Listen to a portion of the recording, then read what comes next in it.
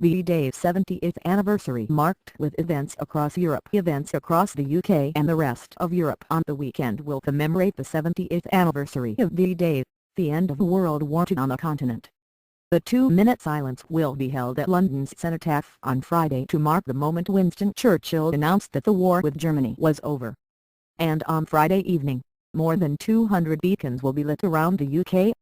There were street parties across the UK when Germany surrendered on May 8, 1945, bringing to a close 6 years of war.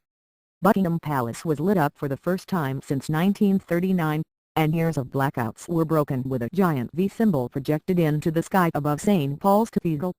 The Queen, who as Princess Elizabeth waved to the crowds on V-Day from the balcony of Buckingham Palace, alongside her parents King George VI and Queen Elizabeth, will attend the service of Thanksgiving on Sunday at Westminster Abbey.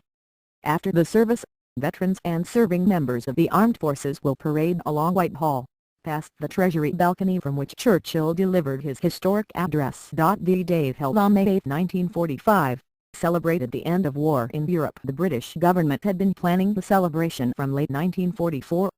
The code word "mousetrap" alerted ministers when V-Day was imminent. Bunting was taken off ration.